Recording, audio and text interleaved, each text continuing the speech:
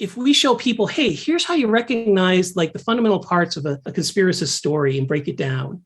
Can we engage people in that way and get them to utilize their pattern recognition and understand the narrative structure of these things so that we're taking that compunction that has so often been used for ill, and we're using it for good so that they're a little more resilient against this stuff.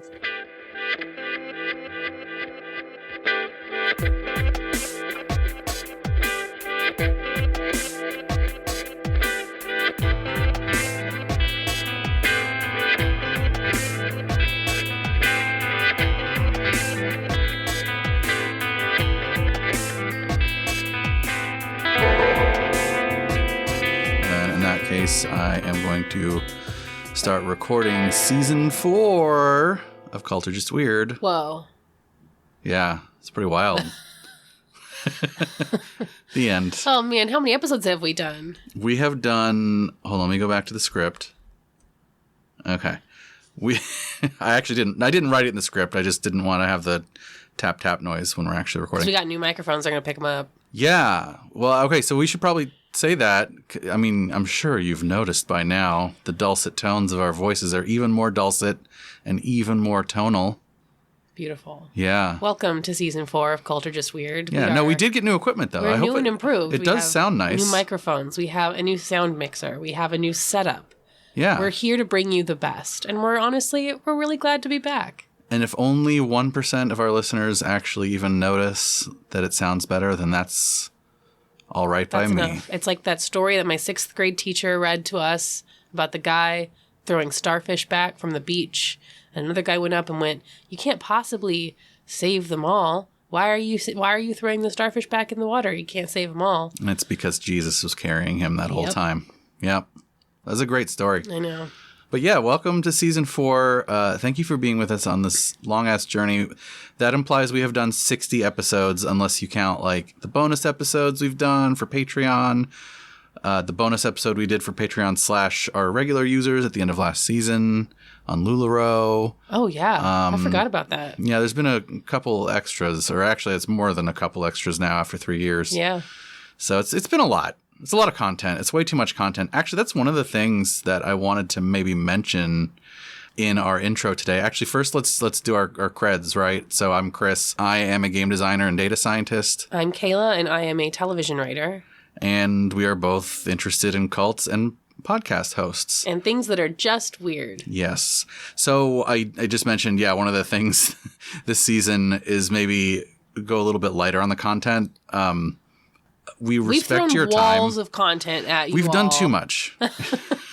We should not be forcing you to sit down and listen to 4-hour episodes every other week. Which our first 2 episodes of last season, the first one clocked in at like an hour and a half, which was fine. And then the next one was like over 3 hours. Right. Because it was on anti-vax and I just could not figure out what to cut. Because I'm a bad producer, basically. Yeah, that's what I say about you all the time. So anyway, we're going to try to be better about that this season. This episode might be a little bit longer for this season. I anticipate this one's probably going to be like an hour and a half. Okay. But I think ideally that should probably be long for this season. I think that'll be like on the upper end of length for the season. And it's, it's for our own mental health, our own sort of sanity. And it's, because there's a lot of content out there, we shouldn't expect our listeners to be listening to us yammer on for 3 hours. We should try to be a little more succinct if we can. Right. If you remember from our conclusion of season 3, you'll remember that this season we're trying to be a little gentler, a little more focusing our exploration on how we can take care of ourselves, how you can take care of yourselves, how we can all take care of each other, and how we can survive living in this world that is basically one gigantic cult at this point. So yeah, the shorter episodes are sort of like maybe us like leading by example a little bit as well. I mean, it's good for us, but it's also like, hey, also take care of yourselves and maybe think about when you should cut back or, say no to things or only produce an hour of content when you could be producing 7 hours of content. I don't know how many people that'll apply to, but in general, I think there's like, that's sort of a lesson that we're maybe hoping to get across is hey, like take time for yourself, actually. The other things that we're going to be doing this season are trying to highlight some organizations that we like and think are good rather than just always talking about the like shitty exploitive ones all the time. And that's, sort of the nature of talking about cults. But we'll see if we're able to stick to that is the problem. Like, I have so many episodes I want to do on, like, nice things and, like, organizations that seem like a cult but are actually helpful, or, like, here's the anti-cult. But then I also have so many things that I'm like, have you heard of this horrible thing? And even that may happen. Yeah. Okay. We're not going to pivot, like, whole hog. I mean, we have a lot of listeners that like to hear about crazy cult shit, and we like to talk about crazy cult shit, so it's not going away. But I think we're just going to try to emphasize more. So, like, the good example would be, like, last season when we talked to Travis View from QAnon Anonymous, right? That wasn't about a cult. It was just us talking to a helper. Or when we talked to Nikita Zimov from Pleistocene Park, right? He's doing climate science. That's... like, we sort of gimmicked it into talking about how it could be a cult.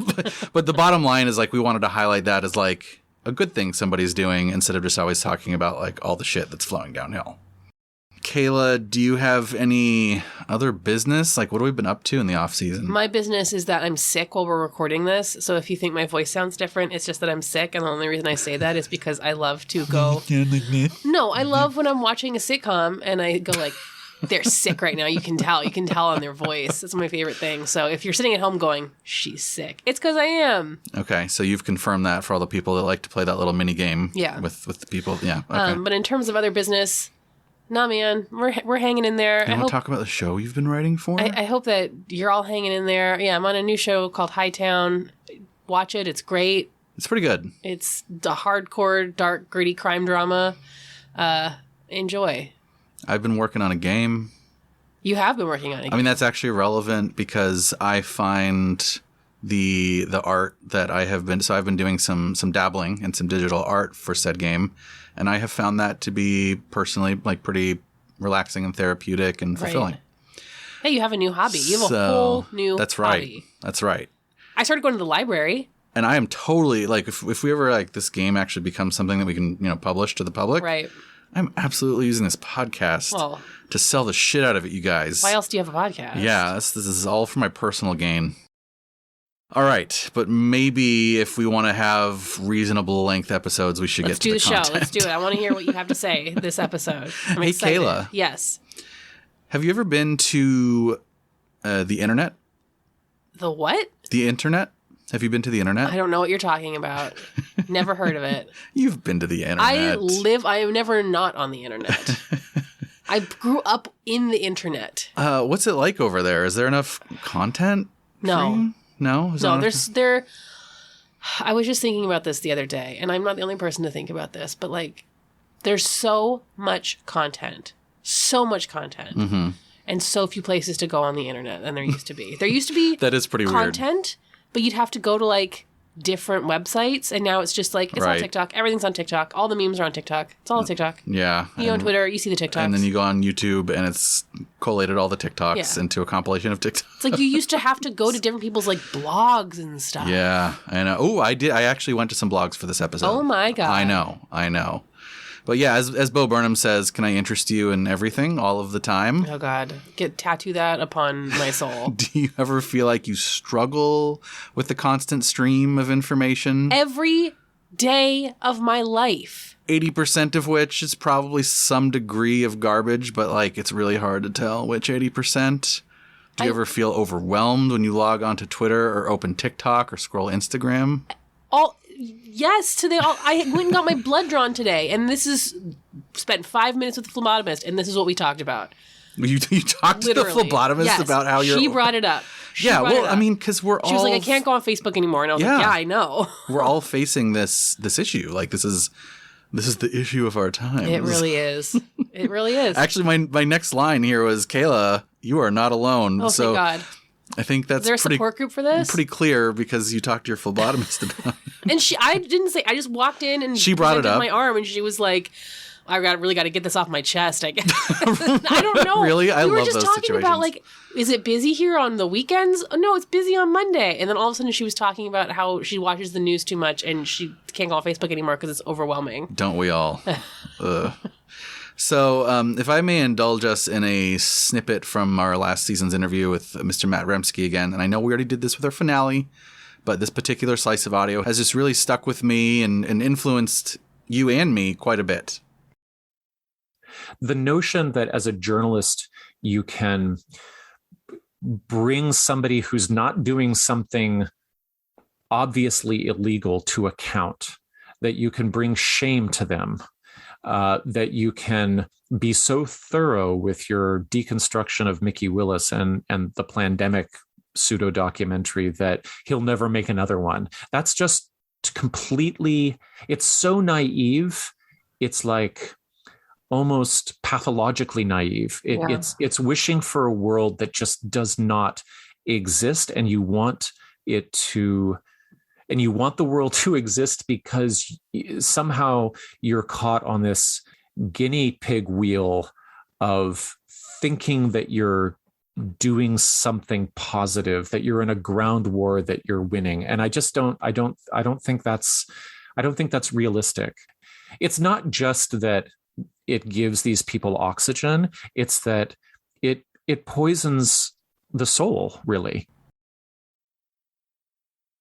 So people who've been listening since last season will definitely remember that clip. But the basic idea here is that attempting to debunk and engage with everything, everywhere, all of the time will indeed poison the soul. And I'll also point out, to some degree, the deluge of misinformation is a strategy employed by parties that don't have everyone's best interests at heart. Now, this episode isn't about the GRU or documented Russian state-sponsored disinfo campaigns. The scope there is way too big, and I promised a shorter episode. But if you're interested, you can go check out like things the Rand Corporation, for example, has written on this topic.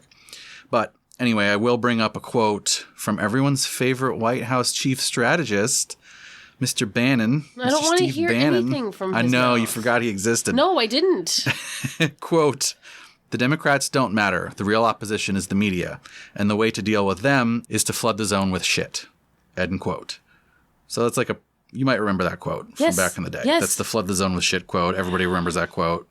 And as smarter people than me have written, basically what he's saying is the goal is not persuasion anymore. The goal of information and disinformation and propaganda is not persuasion. The goal is to overwhelm and disorient. Yep. I feel overwhelmed and disoriented all of the time. Well, that's partially intentional. As Sean Illing writes in Vox, quote, "This idea isn't new, but Bannon articulated it about as well as anyone can. The press ideally should sift fact from fiction and give the public information it needs to make enlightened political choices. If you short-circuit that process by saturating the ecosystem with misinformation and overwhelm the media's ability to mediate, then you can disrupt the democratic process." End quote. Yeah, so pretty big problem.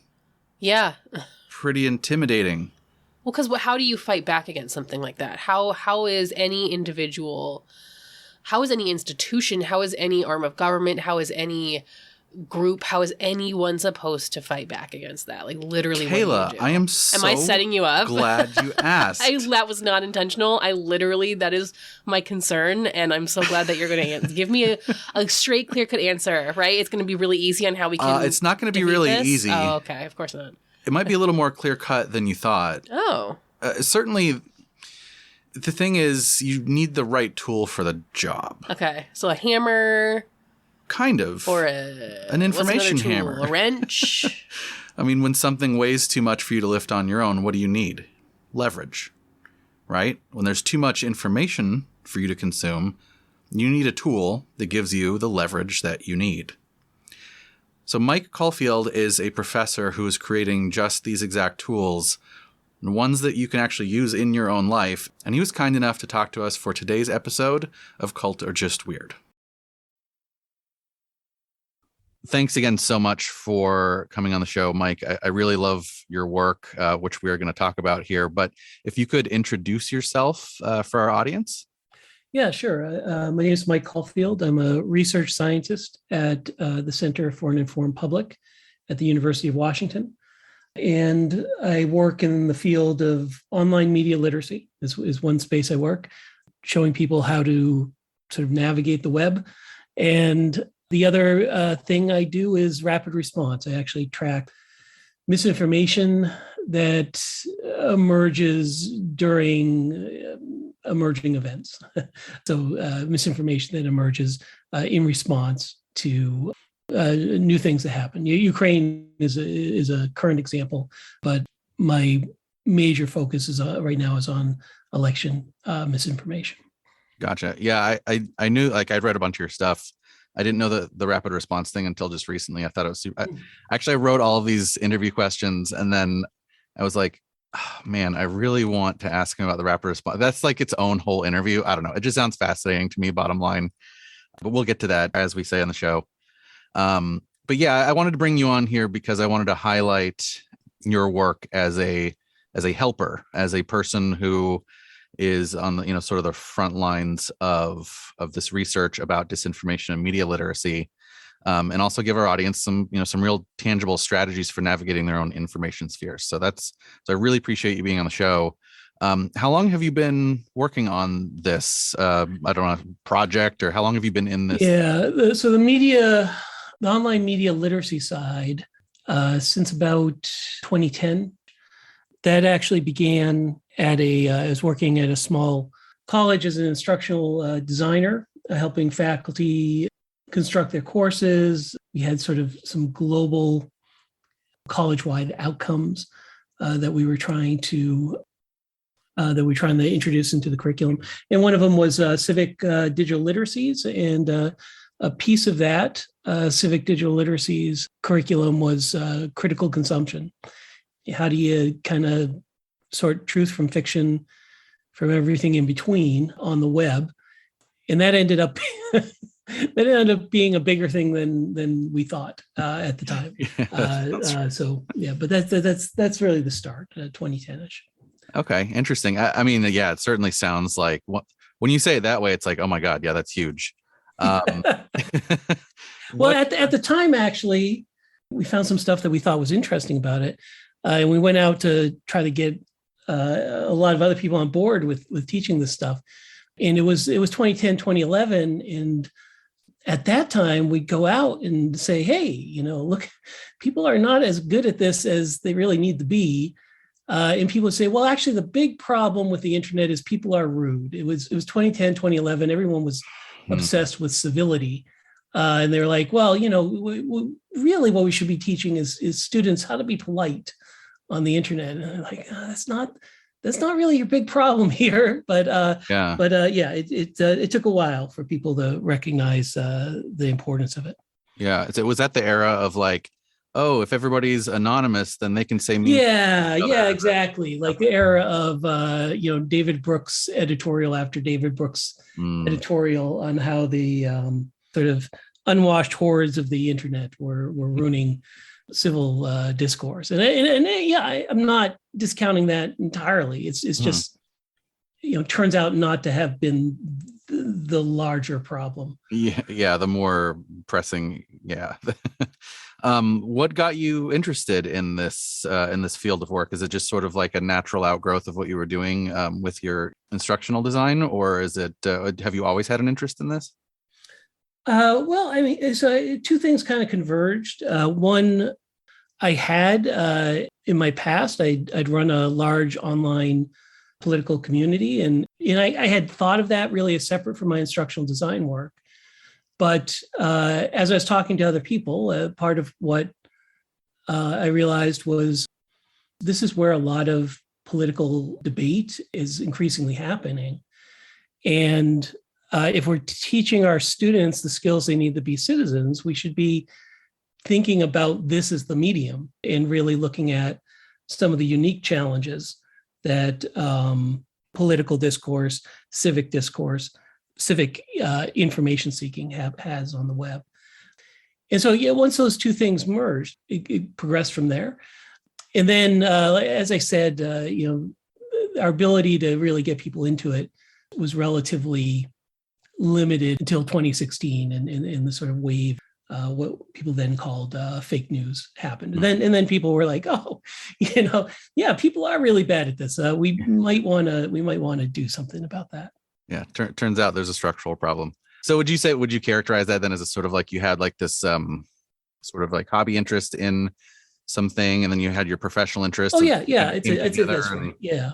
Yeah, I knew from my hobby interest that this was where political discourse was headed.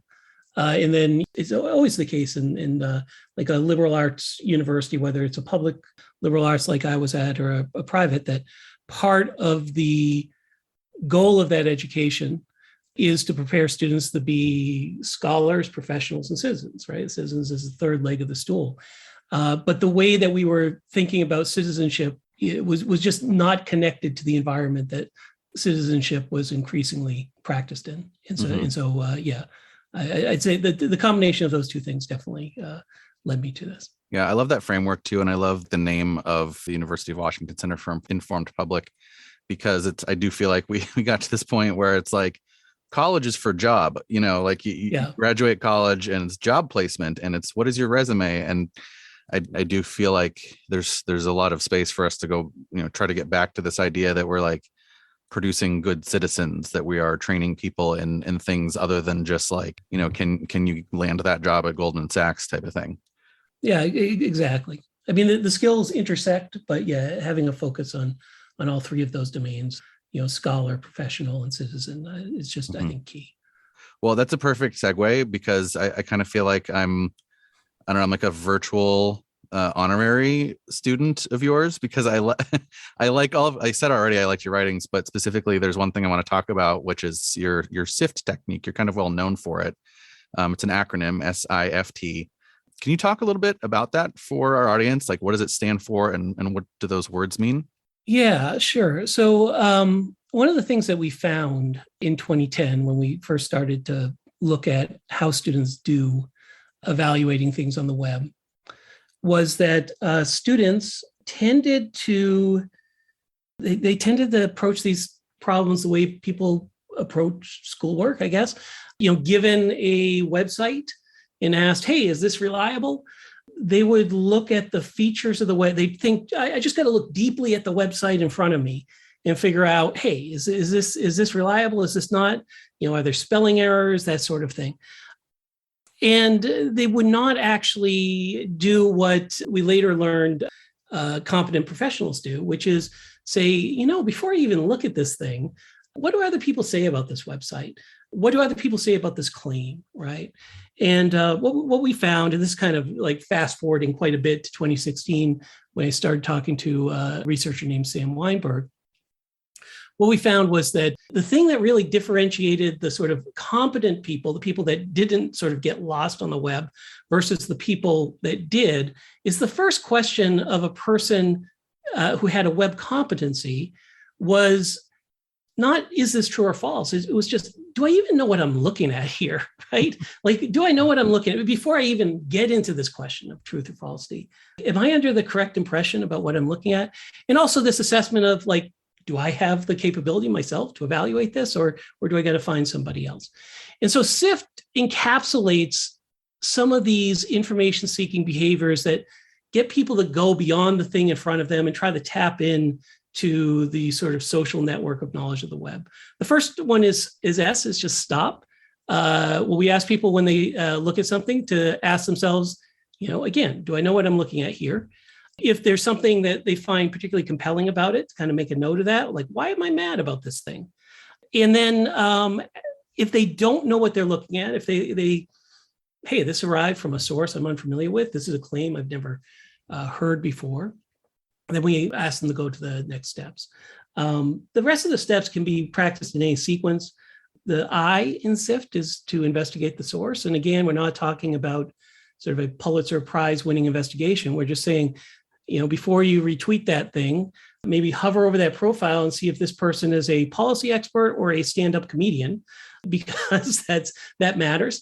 And maybe a deeper investigation is if you're unfamiliar with an organization, maybe look up the Wikipedia page and just understand, is this a political advocacy organization? Is this a news organization? Again, when we're talking about these credibilities, a lot of people get very down into this. Well, how can you say one thing is credible than another? We find that people are like sharing stuff from political advocacy organizations thinking that they're newspapers. That's the level of thing. And this again comes back to this idea of, do you even know what you're looking at? Like, everybody wants to get to like this issue of what's more credible than this? What's more trust? Like, Do you know slow down? Do you know what you're looking at? The F is find other coverage or find better coverage. And that's just if you're looking at a claim, before you even look at someone's presentation of a claim, just figure out like, what have people said about this before? This article that someone may have sent you, it may add important points to the conversation, on the subject. But like any conversation, one of the metaphors we use is if you imagine you walk into a party where people are having a very intense conversation about a subject, you don't just jump in to that conversation and start saying, well, I think this, or, you try to get a sense of, hey, like, what have people talked about so far? Like, what's the conversation so far? You got to do that before you jump in. And so we ask people to find better coverage, see if there's some other sources that they can use to figure out, what do people in the know think about this claim? And then the final thing is to trace claims, quotes, and media to the original context. This is kind of a smaller point, but we sometimes find that people will actually reject a lot of things because the way they found out about it was through someone that maybe didn't have expertise. But if you click through, you'll find, actually this person is citing something very reputable. You just got to go a little further down that chain. On the flip side, very often people will present a link to the New York Times as evidence of something that they're saying. And they'll say, even the New York Times says X. And then, you kind of click through the link and you find that's not actually what the article says, right? And so getting trace is really about getting to, getting to the right place to do your sort of analysis. But that's it. Stop, investigate the source. Just who is the source? Why might they be in a position to know more than the average bear? Find better coverage. Like if I was to this is the source that arrived on my doorstep about this issue. But if I was to say to myself, hey, what would be my first choice for a source? What might that look like? Go see what that person says. And then just make sure you're at the right point for analysis. Trace claims, quotes, and media to the original context. And that also includes things like making sure if you're looking at a video that's 10 seconds long, that maybe you get the minute or two around that to understand the context of it. Thank you so much for that full explanation. Part of what I really love about SIFT, actually, okay, so there's a few things, not to gush, but is that it doesn't say you need to go spend 2 hours deep diving into a specific thing. What it does is it gives sort of a brief heuristic to just like 80-20 rule, right? Like filter out like the most like egregious stuff, like the most, like if you're stopping and investigating, I mean, even that right there is almost enough sometimes, right? Just enough to, like you bring up the hover method. And I've read some of your work on that as well, how sometimes you can just hover over something and not even have to do anything else. Yeah, absolutely. And that's one thing I really like about it. And I also, the other thing I really like is that the acronym itself is kind of descriptive, right? It's like the whole point of it is to just sift the big grains out and just focus on the small grains kind of thing. Yeah. And part of that is, the scarcity in an information economy is not information, right? Information is the abundance. This goes back to some work by a guy named Herbert Simon in the 70s.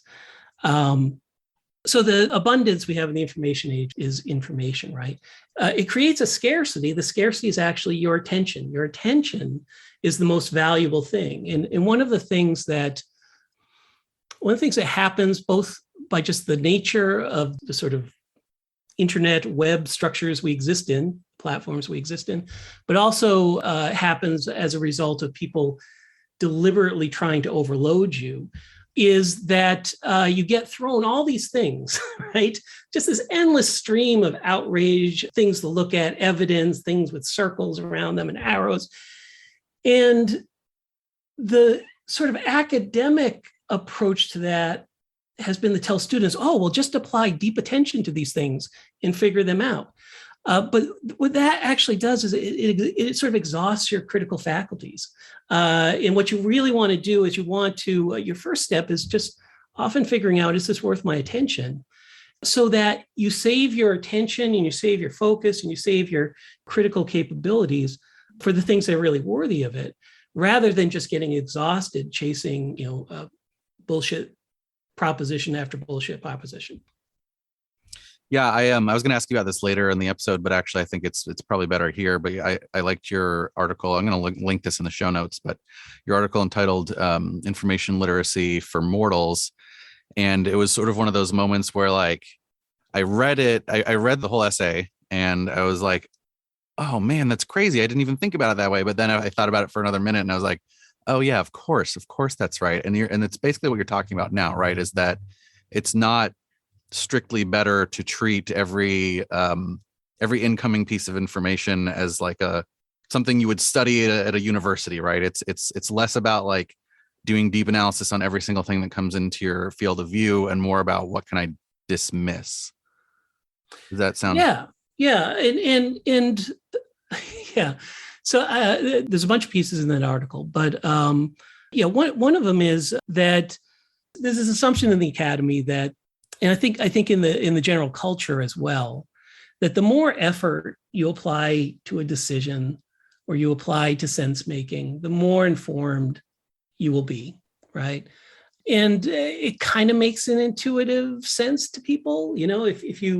If you really care about something, you put more time, you put more effort into it. Like if you spend one decision point on it and it yields this much benefit, then I spend 10 decision points on it. It should yield 10x, right? In theory. Yeah, it should end. Yeah, 10x. In theory, right?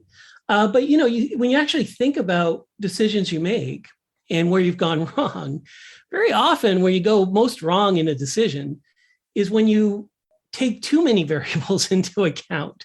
I remember going in shopping, and this is give away my age, but shopping for a cassette deck, and going to one of these stereo stores, and this cassette deck had like auto reverse, and this one had like the newest Dolby, and this one, and all these different things had all these different characteristics, right? And you try to take in all those characteristics. You say, I'm going to get as much information about each one of these as is possible. Well, what we know about decision making, consumer decision making, is that that's likely to give you a much poorer result than if you decide before you go into the store, what are the top 3 things that are important to me? And then you just buy the lowest price deck that gives you those top 3 things, right?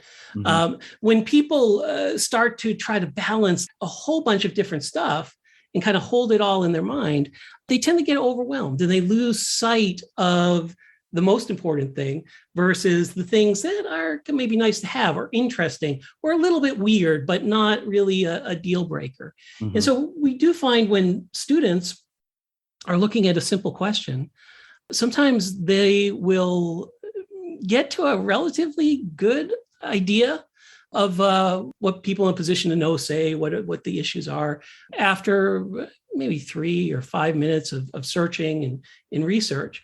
But as they progress, right, as they get to that 3rd page, 4th page of Google search results, they sometimes get a little more confused. And part of that is you do find, not always, but often, you do find the most important information about an issue relatively quickly in a search. And then as you get further into the search, you start to find like weird trivia. Like, in 2003, one of the reporters at this publication was caught plagiarizing. You're like, oh, that's interesting. 2003, you say. Something else says one of the people that was on the board of directors is connected in this way to this thing over here. And your mind just has this tendency. I mean, we're pattern-seeking monkeys, and your mind has this tendency to say, well, that's got to fit somewhere in the analysis. But fundamental things like, is this a news source? Like, do they fund reporters to do actual reporting? Those sorts of things have to be weighted much, much more. And so part of this idea with research, when you talk about, we want people to do research on topics, but people can get very quickly overwhelmed in detail. And we want to make sure that people are making sure they answer the most important questions up front. Then if they want to go deeper, great. But before you start your whole journey, get the most important questions down and then go from there. I think part of what's interesting to me about this topic is that it's not just analysis paralysis, right? It's not just, there's too many variables and I'm not sure. It's actually that there's too many variables, and then that produces a worse decision result. Actually, like you're not paralyzed. You do make a decision. It's just bad, right? And so I think that's part of what really interests me about it. And I like your analogy about using the idea of different variables, right? Where it's like there's 2 or 3 that are actually material to the decision, and then there's some other ones that are like, maybe some light context, maybe. So thinking about the most important stuff up front, and then the other stuff you find, add nuance, add context to the thing, but understanding the difference, between those two. Otherwise you get into this sort of cynicism, for example, with sources, where one wrong decision of one source automatically eliminates, well, they made a mistake in 2011.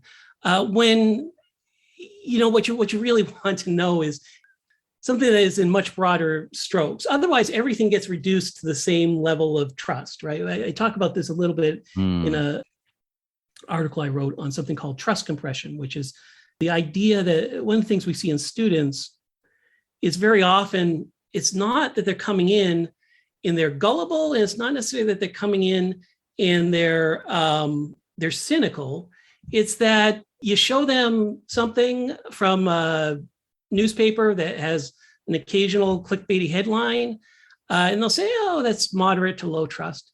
You show them something from a journal that publishes almost everything that's nonsense, and they'll say, oh, that's moderate to low trust. And what we really want is the discernment there, right? These things are different, right? There's not sort of a calculus where you eliminate things on the basis of small details. Going back to SIFT, one of the things I also wanted to say about it is just how I can I can personally identify with almost like each step in that process, like just the stop thing. Like I know I've felt that myself too. Like, as I consume media and Twitter and whatnot, I will find myself sometimes clicking on something that I'm like, oh wait, I shouldn't have clicked on that. Like I have this stop moment that's like emotional almost, right? Like my brain will kind of catch me being like enraged. Like one half of my brain will be like, hey, dude, you're just clicking on this because you mad. Like, is that you're part of the problem right now? So like, I don't know. I just feel like I have some of those, in the the I part, I do the hover thing too a lot. And I do a lot of times when there's a something, there'll be some claim that I'm like, that sounds bad, but also I don't know if that sounds right. And then I'll look, it's like, oh, that's from Quillette or something like that. Okay. Yeah. So there's a couple of things that push us to do that. One is sort of our emotions. Emotion can sort of route around our defenses. Another thing that we find is just the sort of compulsion to share puts a lot of time pressure on us, right? So when we look at why don't people check things, that I think drives some bad decision-making too, right? That, the thing we know about rumor is being the first person to share. So there's this sort of countdown that people often feel when they're looking at stuff. But you got to balance it, right? You got to balance it. You got to ask yourself, hey, is it really worth trashing my credibility to try to get this out, try to share this a few minutes earlier? And one of the other things we just ask people is, the stuff we show people, it takes like 90 seconds maybe. And if you don't want to put in the 90 seconds for it, maybe it's actually not if you don't want to put the 90 seconds into checking it, maybe it's not worth as much as you think, right? Because if it was really some sort of groundbreaking revelation, it would be the sort of thing where you say, oh, I'll take 90 seconds for this. If it's like, oh, 90 seconds, I'm not going to bother with this. You probably can just let it slide. Right. I mean, and we just spent 10 minutes talking about how more than 90 seconds may not even produce. More than 90 seconds may not matter, right? Yeah, exactly. The trade-off here isn't like, oh, I need to spend 30 minutes researching this before I share it. The trade-off is like just the briefest amount of gut check. And then you probably shouldn't share it if you can't do that. Yeah. You also wrote a series of essays on the concept of tropes in our collective discourse. And part of why I really loved those essays is they were also prescriptive. You talked about being able to quickly identify a trope as a superpower that fact checkers have that actually maybe we can all develop. So can you talk a little bit about what you mean by tropes, why they're so powerful, and then how individuals can use this knowledge to their benefit? Yeah. So, tropes mean a number of things. I mean, a trope in some fields, like a trope could just be like a metaphor or a figure of speech, right? When people talk about narrative tropes and character tropes, that's more of what we're talking about. And so if you are familiar with the site TV Tropes, they show a lot of the common narrative tropes, a lot of the common character tropes, So sadly, all too familiar. so, yeah, you can spend a lot of time on TV tropes. Yeah. And so a trope on TV might be counting bullets, right? You're in some sort of firefight, and someone has to like figure out how many bullets were fired here. Or a trope could be like one bullet left, right? Mm-hmm. The dilemma for the character. They only have one bullet left. How are they going to handle this situation? And the idea of a trope is you kind of see these from episode to episode. They're not perceived as being sort of unique, but you understand how it works. If you see a ticking time bomb counting down, like no one has to turn to a character and say, oh, this is a bomb. When it reaches 0, it will explode. If I cut the wrong wire, it will explode. That requires I use a good degree of care. Like no one has to, you know how the ticking time bomb works, right? Yeah. You know that there's going to be a cut the right color wire line coming up. Right, exactly. So we see tropes too when we look at information. And just because something is a trope doesn't mean it's misinformation.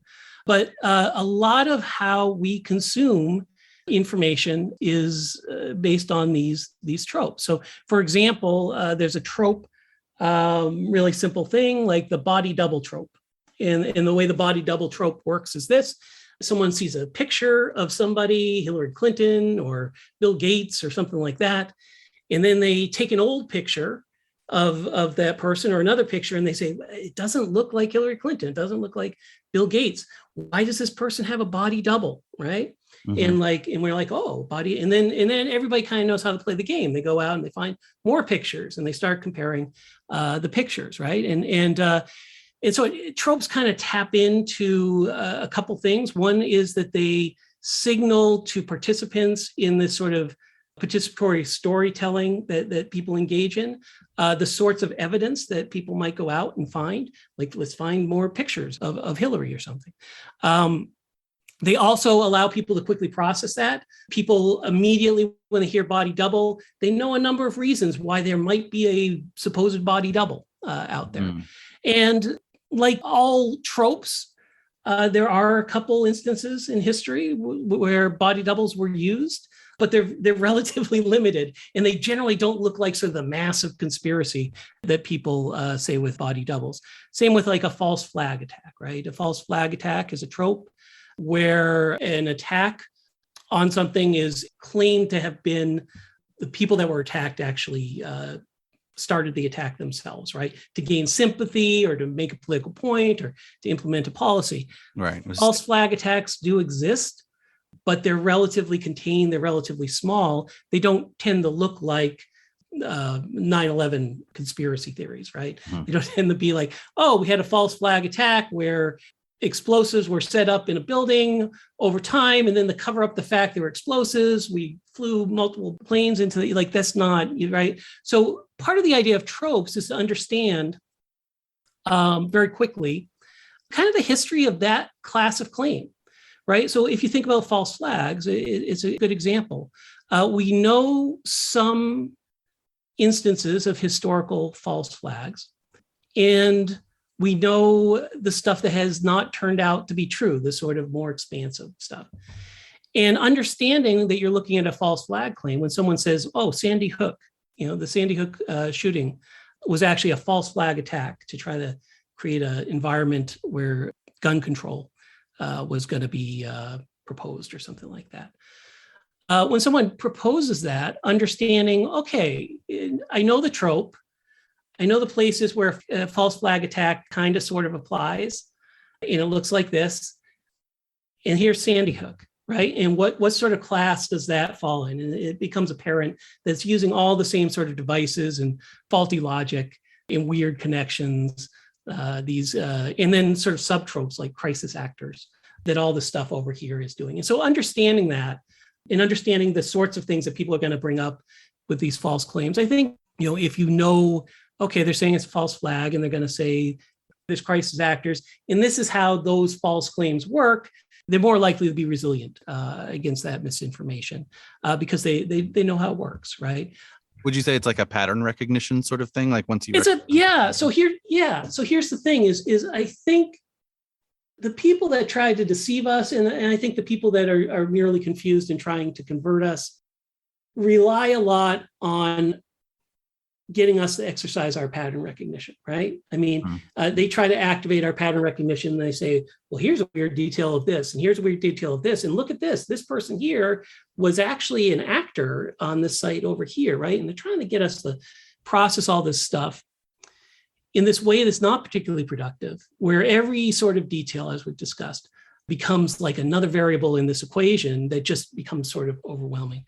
But pattern recognition is something that we just can't help doing as humans. And apart from the fact that we do it to solve problems, we've just also evolved so that pattern recognition is pleasant. We like recognizing patterns. It's something that we enjoy. And so bad actors and the merely confused both make use of this pattern recognition desire. And one of the things that we're looking at is, can we sort of flip that around, right? If we show people, hey, here's how you recognize like the fundamental parts of a conspiracist story and break it down. Can we engage people in that way and get them to utilize their pattern recognition and understand the narrative structure of these things, so that we're taking that compunction that has so often been used for ill, and we're using it for good, so that they're a little more resilient against this stuff. That is absolutely my favorite part of it. And I think it sort of ties into my other favorite part of it, is that and maybe ties into the rest of the things we've talked about today, is because it takes 1 unit of effort to create and spread a conspiracy theory, but 10 units of effort to do a meticulous debunking of it. There's this scale problem that is just, the more there is, the worse it is. But what I like about the idea of tropes and SIFT, and that it sort of tips the scales back and allows you to say, okay, actually, because I recognize this pattern of crisis actor or what have you, now I can basically dismiss it without spending all of those 10 units of effort and trying to understand it, because I understand the pieces. I've recognized the pattern. Well, and also, I mean, maybe you can get some pleasure and status out of it too. I mean, one of the things that a lot of conspiracy theory communities provide is, if you discover the new piece of evidence, right, and you frame it in a way that plugs into the conspiracy and that's sort of accepted into the core of it, you get a little bit of a status boost from that, right? It'd be people, and that feels good. And I think we don't attend to that enough. That people enjoy pattern recognition, and conspiracy, engaging conspiracy theories allows people to sort of track that, right? And we don't always come back and say, we're going to fulfill that human need as well on this side. Like the fact-checking side can often feel very dry, like, nope, that's not true, right? And we need to engage that. And the status piece, I think, is important too, right? I'd like to see a world where people could engage on this stuff. And if instead of engaging in the theory as fact, be the person that says, oh, you know what this is? This is basically a modified wag the dog trope, except what they've done is they've replaced a war with this other camp, and talk about it in that way, where they're engaging the analysis, they're getting maybe some status from being able to break it down, but they're not sort of deep in the bowels of it. They're maintaining their analytical faculties. That is such a good point. I had not, in the years of doing this show, I've encountered what you're talking about, right? I've encountered the it's, the fun cowboy, do whatever you want, move fast, break things, conspiracy side. And then there's the correct but boring Vulcan side, but actually that doesn't need to be the case. That's such a good point. The one thing I wanted to mention about tropes, because I think our audience, or at least longtime listeners who have heard our QAnon episodes, might be familiar with, is blood libel. And it feels like that's a perfect example of that, where if you only hear about QAnon's beliefs and you say like, what, they believe what, that the elites are drinking the blood of babies, or what, adrenochrome, whatever the specifics are there, sounds weird.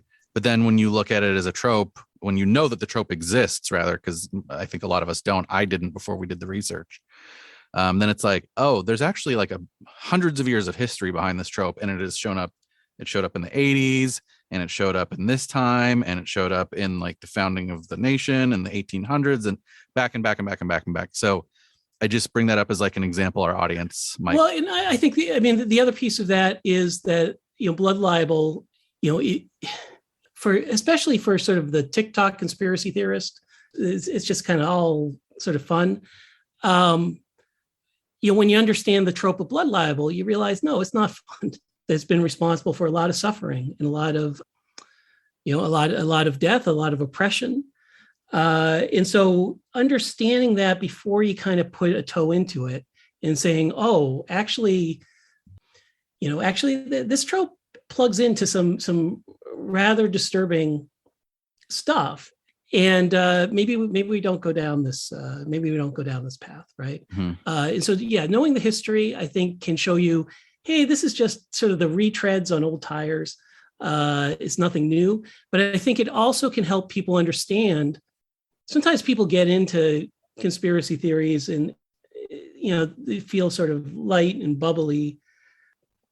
And then they're confused how the conspiracy theory community kind of like slides down into like, white supremacy or these sorts of things. And it's like, there's always anti-Semitism at the bottom for some reason. Yeah. It always funnels into that. And it's like, well, if you actually knew the history of the tropes that you were using from the beginning, this wouldn't be surprising to you, because all of these things were formed to tell these sorts of stories that were these anti-Semitic stories, that were these colonialist stories. I think the history can show people that it's not as novel as they think, and then I think it can also clue people into some of the damage that these things can cause.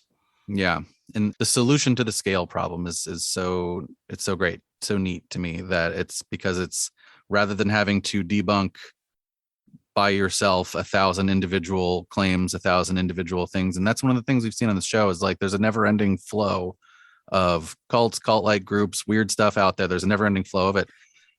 So rather than needing to debunk each one individually, you just have to notice that, there's 500 of type X and another 500 of type Y. And I know all about type X and type Y because those are tropes that I understand.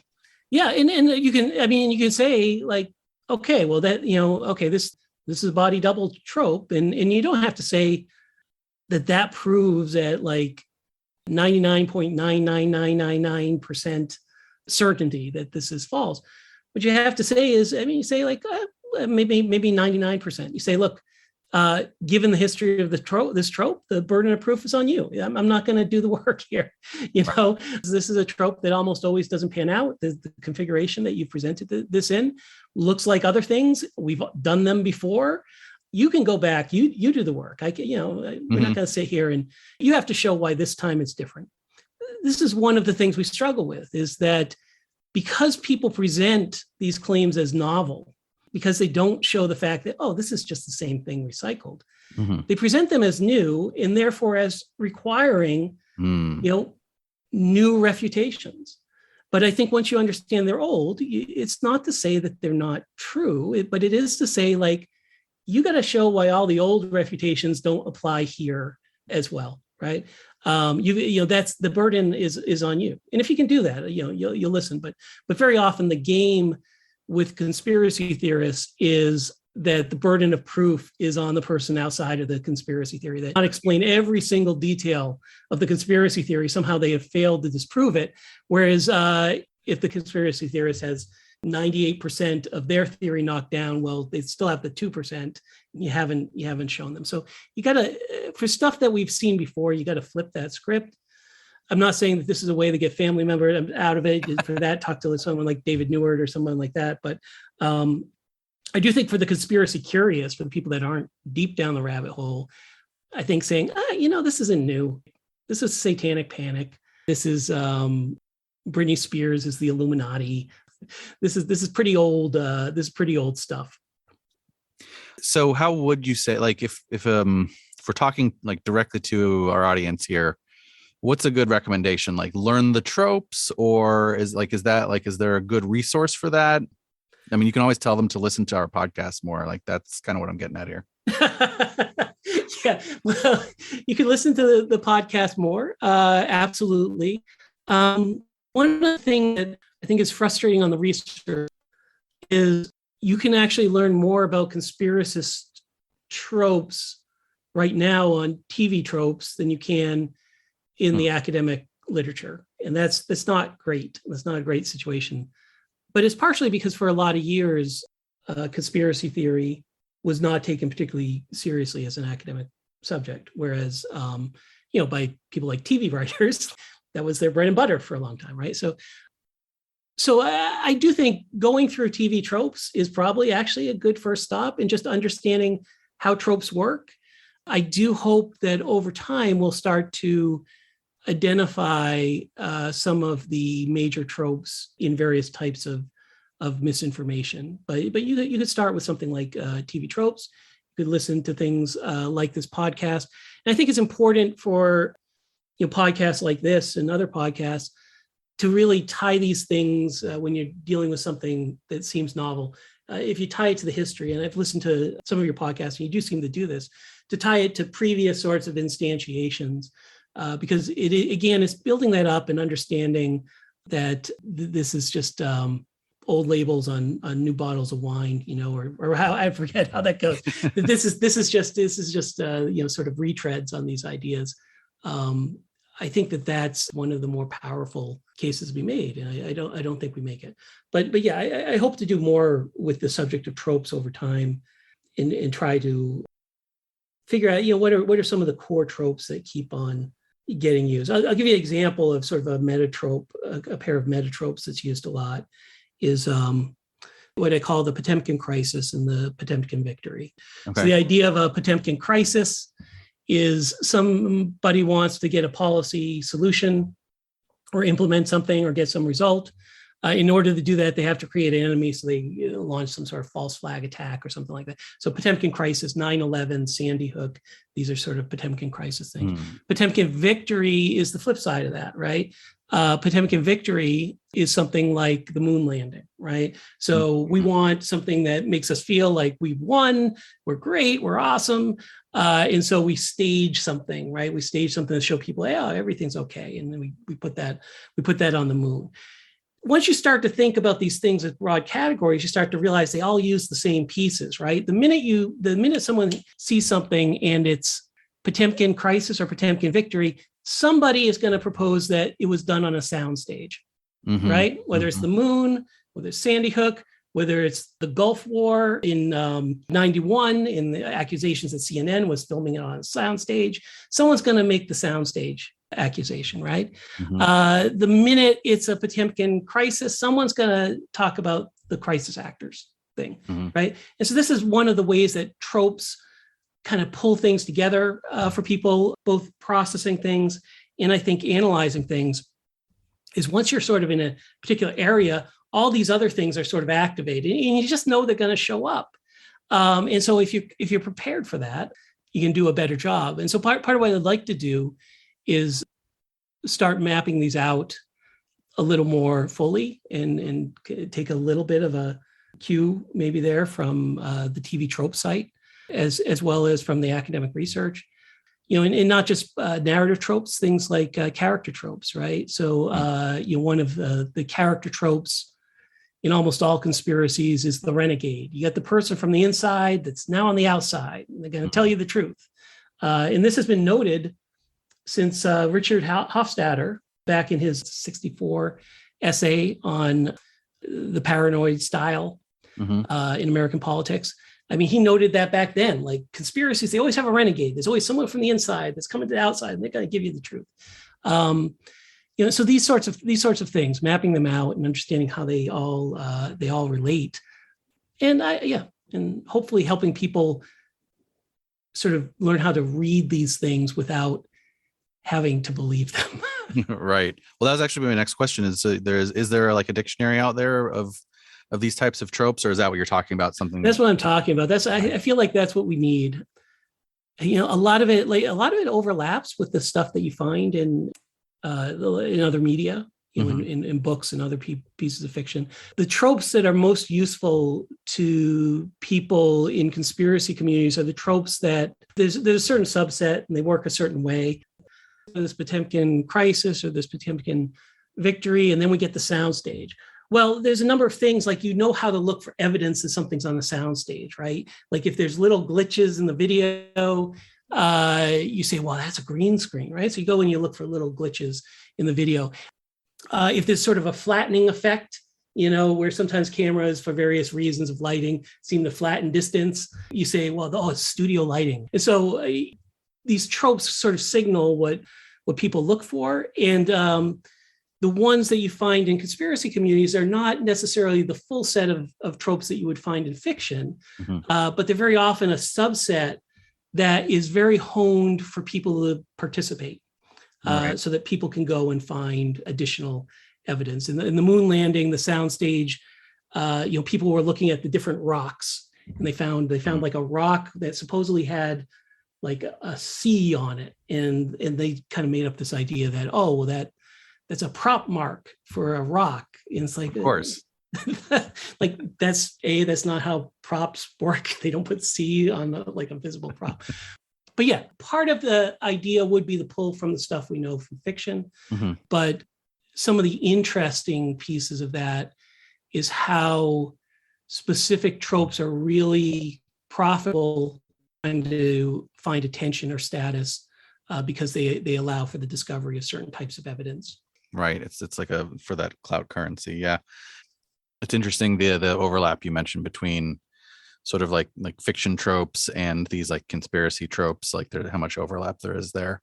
I think I'm probably good to go because I've spent a lot of time on TV tropes stuck. So I think I'm pretty much set. But you probably, there's probably a lot of people that are.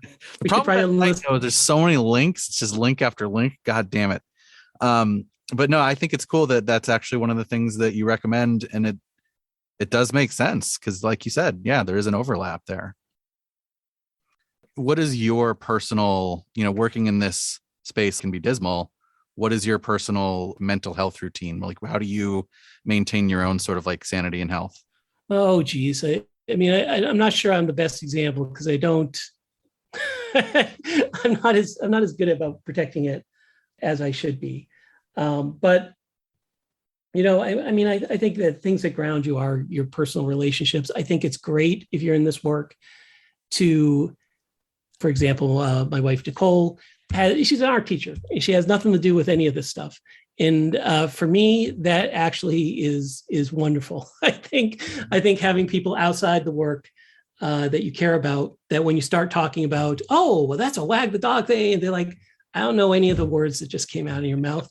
I think that's actually really, really useful. It helps you keep perspective. And so I would say that I used to, I'm going to get back to, I used to do musical composition, and I used to write a bit more. Those are great tips. I've started doing some digital art stuff to kind of like, I found that really engaging and rewarding in like a positive way. Like rather than scroll Twitter for 2 hours, I do that, and it's just way better. Yeah. Is there anything that we didn't cover that you would like to say to our audience? Oh, geez. No pressure. On the spot. One thing I would say is, I'm trying to tell everybody that I talk to and all the audiences I give presentations to, if you care about misinformation and disinformation, there's a lot of focus on correction and things like that, and you should go out if you feel like correcting people. You should do it. But one of the other things that people can do if they feel helpless is just share good information. People don't think about this enough, but the people that share bad information are often highly motivated and share a lot. But what we find is this asymmetry is actually part of the problem. That people look at the good information and think, well, that's kind of what I expect. It's like, oh, well, actually, vaccines worked quite a bit. That's not surprising. Like, why would I share that? That's what everybody thinks. and they don't share it. And so then people are in these information environments that are very unbalanced. And so if you want to do something simple, just commit to sharing piece of reliable information a day to either your Facebook account with your parents or whatever, and skip the argument, but you're getting that stuff in there. I think that's underrated. And so sift is important. Think before you share, do all this stuff before you share. But if you find something good and useful, please do share it, because that's the second half of this. We've got to not only try to reduce the flow of bad information, I think we've got to significantly increase the flow of good information, because a lot of people just aren't getting it. Wow. No, that was one of my favorite interviews, actually, that I've done. Oh, are we recording? Yeah, we are. No, we've been recording. I recorded the wow. The wow was funny. Oh. No, we have to have a better way to come out of legitimately- an interview. Well, I said it was one of my favorites. That it was a very good interview. Because it was. I'm very pleased. There was so much actionable there, right? It wasn't just, hey, this is what QAnon's like and it sucks, right? It was like, hey, everyone, like there's some real. Here's some things to tangible things to do. Yeah. Oh man. I think some of the biggest things that sat with me were the fact that your attention is the scarce resource. Yeah.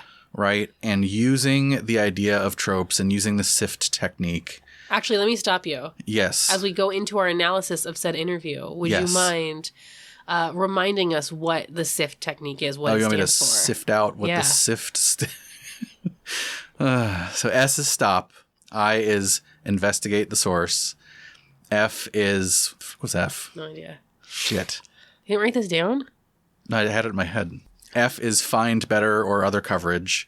And T is trace back to the original context. So just real quick with the stop is like almost the most important one, right? Yeah. Whereas it's just like, that's the thing that catches, that's the conversation that you have in your own brain between your like enraged emotional monkey brain and your like higher cognitive thinking. And your higher cognitive thinking is the one saying, oh, stop for a second. I know that it's going to like, give you some endorphins to go see what stupid thing so-and-so has said this time. Right. But just stop for a second. And then that's what gives you the opportunity to do the other three things. I really respond to the SIFT technique because it's like, you and I have had this conversation in our real lives about how I feel like I'm at this point in my life where I just don't accept any information that is presented to me as fact or something to absorb. And like, I have to do that in order to survive in the world, but it's not really a fun place to be where I'm like, I spend a lot of time on the internet and I'm just kind of scrolling through stuff that I'm like, this is not information that I'm accepting. I cannot accept this into my being. Yeah. And that's like a doomer place to be, as opposed to SIFT is like proactive place to be. Yeah. And I think in some cases it's kind of like, it kind of doesn't matter, like it's more about the entertainment than it is about the information. Right. Like you see something like, hey, look, this dog is taking care of these little ducklings and now they're a dog and duckling family. And it's kind of like, yeah, that's probably fake, but I've watched Nathan For You. I know these things. Right. But at the same time with those, it's kind of like, I don't think you necessarily have to do the effort of like, sure, fuck that, that's fake. You can just kind of be like, you know what? Whatever, dog and ducklings, that was neat. It's more entertainment than it is information, right? But in some cases, the information or the decision that you are needing to make about said information does matter. And that's when you can use something like SIFT, where there's still a lot coming in to your field of view. And the only way that you can manage to do anything about that, and certainly because, like everything else, this is a problem that has been put onto us as individuals by lack of action from the systemic forces that are allowing it to happen. But since it's on us as individuals, this gives us a good technique for basically saying, like, how do I ignore the 80% of the stuff that I need to ignore because my attention is the scarce resource? I can just keep going. No, I mean, I would like for you to keep going. I know that you took copious notes on this. So I want to. Well, I mean, the other thing is that your face just dropped. You were like, I did. Oh shit! No, it was dropping to look at the notes, Kayla. I have a note here to say like, suck it on disc because I'm high D, and anybody that's an I, S, or a C on the disc test. Do people know what the disc test is? No, I don't think so.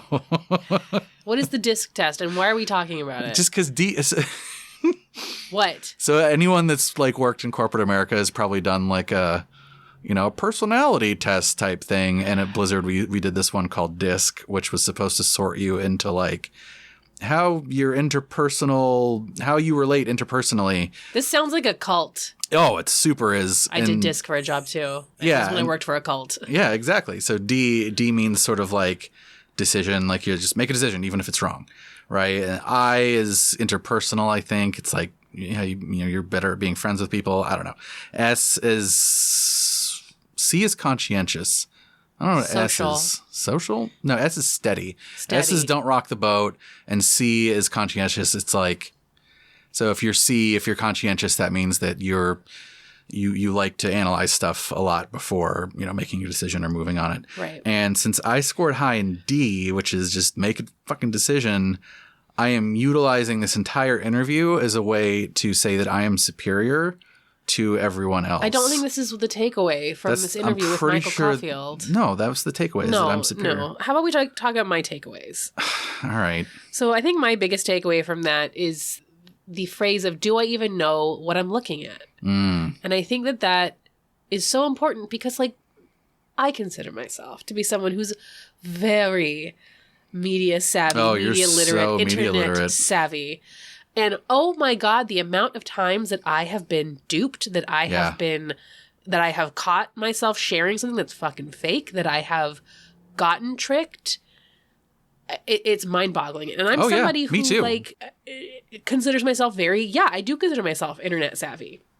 And so just the idea of making sure I know what I'm looking at before I invest those brain cells into like engaging is just, that's so important to not just like know about, but to internalize, to really like put that into your body and brain as a way to operate in the world moving forward is like, do I even know what I'm looking at? Yeah. It's an easy thing to say too. It's like an easy little mantra to remember. Right. Stop. Do I even know what I'm looking at? Stop. Do I even know what I'm looking at? Right. And I'll say here too, like, while we're on the topic of, mea culpa, like, make sure your own house is clean first.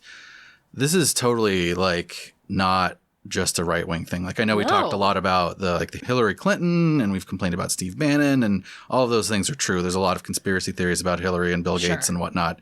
And there's a lot of conspiracy theory coming out of the right, to be sure.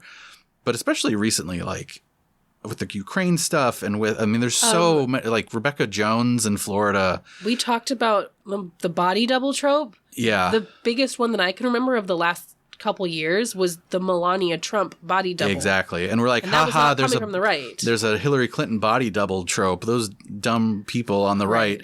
But then, there's totally one about, there was that one about Melania that was throughout the entire Trump presidency. Right. Like, oh, it's not really her. So I just want to be super clear that this is not a partisan issue. It's definitely not a partisan issue. And the more that that we think that it is, the more that we take this, these tips as like, those people that don't do this stuff are dumb. It's those people that are not like me. Right. Then the more we are susceptible to it ourselves. We all don't do this stuff. We all don't do this. Right. And it's because the internet is still new. Like, I know it's been around for most of our lives, but it is still it's still a new thing in a lot of ways. We do not have a clear way of like interacting with it correctly, quote unquote. Mm-hmm. And it's constantly changing too. It's constantly changing. I think we should just throw it away. God. That makes me want to talk about something that like came up, not throwing away the internet, that came up for me while we were talking about this. And it feels like, again, this is not a partisan issue. This is not reserved for any age group or class or creed or whatever. And it does seem like we have a little bit of an issue right now where there are groups of people that are more susceptible to falsehoods on the internet than others. And what I'm thinking of particularly are folks who did not grow up with the internet in the ways that you and I did. So I'm thinking specifically of the boomer generation, and I'm not using that derogatorily, and the Gen Z generation. Mm-hmm. And I mean, even in the interview with Mike Caulfield, he talked about the TikTok conspiracy theory culture. And that is a very explicitly Gen Z thing. It's on a Gen Z affiliated platform, and it is being, the culture is largely very young millennials or Gen Z engaging with this content. And not like and me, a spreading the geriatric content. millennial. Yeah. And I don't really know what I have to say about that other than that it does seem like there is a little bit more of an issue for folks who did not engage with the internet on a like deep level from its origins. Yeah. And that is people like our parents who came to the who came they to listen to this, right? Yeah, and I mean people like our parents came to Are engaging dummy. No. But they came to Love you guys. engaging with the internet at a high level at a much later time in their lives. Sure. And Gen Z do not have a framework for the internet not being what it is now, where it's just Twitter and Facebook and TikTok. Yeah. Well, you saying that about like boomers versus Gen Z versus millennial makes it also feel a little and Gen X. Sorry, I know you guys are always left out. I'm sorry that we're leaving you out. It's It's just the nature fair. of your generation. I'm kind of lumping you in with millennials here. My perception of it is that it's like maybe just like a flavor difference, right? Like we're all susceptible to different flavors, Right. different versions of things. Right. Like I would say, boomers are probably pretty resilient against things like the moon landing or Sure. Holocaust denial, or just kind of like thinking about like my own people in my life that I know. Right. Boomers are probably way less susceptible to like a conspiracy theory about Pearl Harbor than they would be to something that And happens 9/11, now. like so there's Yeah. things that are sort of like they're more resilient to, whereas I feel like and then they're less resilient to things that are like internet native. Sure. Whereas it's almost more of the opposite for Gen Sure. Z, where like Gen Z might discover some older conspiracies that, it's kind of like what Mike Caulfield was saying about tropes, right? Right. A trope that they don't recognize as a trope, and they think that it's some new thing, and they're like less resilient against that Right, kind of stuff. right. So, and for us millennials, I don't know what the hell we're. Well, something interesting. Something that it's probably economic for us, to be honest. Like, like seriously, like Right. with the growing up through the 2008 financial crisis, Sure. and what we've had to deal with the last 4 to 5 years, whatever. We're probably less resilient against things that have to do with like the economy and people in power and like being taken advantage of and that kind of stuff. I wouldn't be surprised if we were more susceptible to things like MLMs. Yeah, Honestly, in a MLMs, lot maybe of even ways. anti-vax, because Yeah. of just the lack of trust in institutions. And I also think that, and again, I'm not trying to say like millennials are better at this. I don't think that we are. I think that we just have a different relationship. I think that it is important to talk about the ways in which different generations interact with the internet differently. Mm-hmm. And it even just makes me think of like, I remember when I was in elementary school, when we had like computer class, Mm-hmm. we learned how to Google. Mm. And that is a very specific moment in time. I don't even think you had that. No, I And was. you're a little bit old. You're only a very little bit older than me. Right. And I don't think that takes place in schools as much anymore. I could be totally talking out of my ass there, Mm-hmm. but from what I have seen on TikTok and folks talking about that particular phenomenon on TikTok, it's like the internet is almost taken for granted in this way Right. that I don't know if I don't know if people are being taught to Google. I don't know if people are being taught about the ways that what the internet is outside of what it is as Google, Facebook, Amazon, Yeah. Twitter, TikTok. Particularly millennials of our age, where the internet is something that like was like we have memory of there not being one. Right. And it is a new thing that was introduced, but because it is so all encompassing in terms of like our society, it's like it's really hard, maybe impossible for us to wrap our heads around what it's like to just have everything be like that from birth. Right. By default, like to grow up with the internet was already a thing. Right. That's probably like a mindset, a framework that is just like impossible for us to get into. Well, it's like I think about it's probably similar to like television for us, where like Yeah. if we had news on all the time in our homes as kids, we're not sitting there like questioning the validity of That's true. what is being shown to us. That's We're not true. sitting there going like, I wonder. And then you grow up and realize like, oh, wait, every news source has a bias.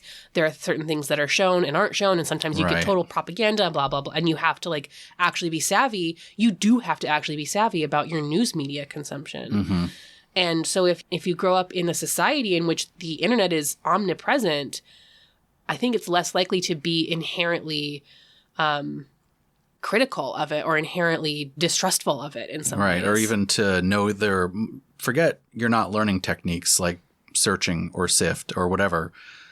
You might not even know that there are techniques that you need to learn, right? It's like you were saying, like with the news, right? If I'm 10 years old watching the news, I'm just watching the news. Right. I'm not 10 years old watching the news and saying like, perhaps I should consider the source of that, right? Like it's something that you're just raised with. And no one really ever taught, there's no like systemic teaching as far as I'm aware of like how to be a savvy news consumer and how to like understand when something you're being shown is propaganda versus when it's and what you're not. Like there's not really a systemic version of that outside of like academia. And that I think like for Mike Caulfield to be talking in his interview about how SIFT and the work that he does takes place in an academic setting. It's like, how do we bring that to the wider public? Because that's that what is this podcast is this all podcast about. is I about. mean, literally, that's what this episode is about. Sure. Like, that's Sure. why I wanted to do this episode. One more thing I wanted to talk about is just, and this is just sort of like a theory crafting thing, but I saw an example of the just asking questions trope the other day, Sure. and it was like, I forget who it was, but it was yet another. I don't think it was Bruce Willis, but it was like some or maybe it was. It was like celebrity has bad thing happen to them, Right. and did And you it's know the they just had vaccine. gotten the Yeah. vaccine? And that's like we've seen a million of those. If you've been online, you've seen one of those tropes. But I was wondering, like, I feel like there's like trope types almost. If Mike Caulfield's listening to this, maybe he can answer this. But like, there's the just asking questions trope, right? There's like this structural trope, Right. And there's a bunch of ways that manifests itself. Like, oh, so-and-so celebrity got sick after the vaccine. Is that true? Is that meaningful? I don't know. I'm just asking questions. But then there's like plenty of other ways that it manifests itself. Like, is Hillary actually responsible for killing Jeffrey Epstein? But I don't know. I'm just asking questions. So insidious. Right. It's like what they say do on whatever you want as long as you say you're just asking questions. Well, speaking of TV tropes, like that's literally like every TV lawyer does that, right? Where it's like, oh, I'm going to ask this question that I shouldn't be asking. And then the judge is like, overruled. You can't say that. You can't ask that. And then they'll be like, oh, okay, I rescind what I said. But like by that point, it's already in the jury's ear. It's already in the jury's ear. And that's like literally what the technique is. Well, and that technique is also like you see that in news media again, where it's like a really good thing to remember is that if a headline is being written as a question, the answer's probably no. Right, exactly. And again, there's not like you're not learning that in school. Right. But it is a great rule of thumb that if you're reading something, particularly if it is a more biased news source and the headline is a question, are millennials eating all of the avocados and now there's going to be a global shortage? The answer is almost always no. Probably no. Right. And if you know that trope, that's a trope in itself, right? Right. Written as a question, probably no. What I was wondering with this, though, is like, is it a just asking questions trope or is it a celebrity vaccine reaction trope? Mm-hmm. And I feel like it's kind of like both. Like maybe there's like categories, There's both like, would be hyperlinked on tvtropes.com. Yeah, exactly. It's like structurally, it's a just asking questions trope. But content-wise, it's a celebrity vaccine reaction trope. So I feel like there's like some space to talk about like the categories of tropes or like trope types maybe. I don't know. I think we we'll need to get Mike back on the show. TV tropes, but for that's what he's internet building. Conspiracy tropes. Yeah, we need this. We need this now. I know. I think it's a really good idea. It absolutely is. Because again, we need this stuff needs to be codified. Like right. And the thing is like if you don't know, like again, just for our audience, when I asked Mike about, what does our audience do? Like it would be nice if the answer was like, oh yeah, go to this database and like, screw around on it like you would on TV tropes.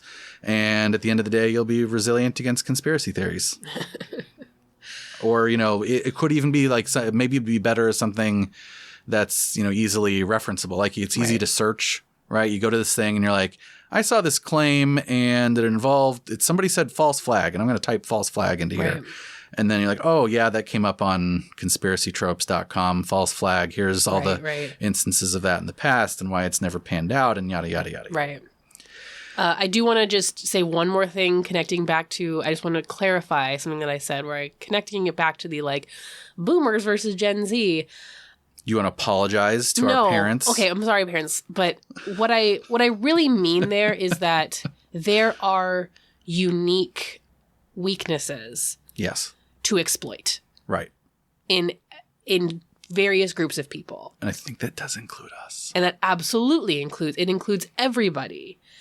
And that's what I wanted to clarify. I was not trying to say boomers are dumb or Gen Z is dumb, because I don't believe that. I absolutely do not believe that. And I think that that's not a great trope to propagate. Generational tropes. Yeah. I think that we should absolutely have less millennials are entitled fighting and more generational reaching across the aisle. Yeah. So I just want to clarify that what I mean is that if there are bad faith actors, they have multiple different ways to exploit multiple different groups of people. Right. And it might be useful for, if you find yourself in one of those categories, to consider what your blind spots might be. My big blind spot is that I think I know everything. Like literally, I think that might be a millennial blind spot, is that we think that we're like so media savvy and so internet savvy that we're not susceptible to this. Yeah. And that's when I get tripped up. That's when I make a mistake, and that's when I get,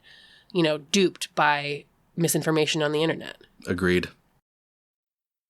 Before we wrap up, just a few of the things we normally have to go through on the show. Not have to, but, it's important that we do. Sources, fairly limited this time because it was mostly the interview, but I did a lot of reading on Mike Caulfield's blog. It's called Hapgood. The address is hapgood.us. I told you I did a lot of blog reading this time. I love it. Oh, early days of the internet. Yeah. Middling days of the internet. I also recommend following and keeping up with everyone at UWCIP. And just, again, that's the University of Washington's Center for an Informed Public. I cut this out of the final interview track, but I had this whole thing where I was just being like the most like obsequious little nerd and like thanking him and all his colleagues at UWCIP. I'm like, thank you so much, and tell everyone else that I think they're great. I love you.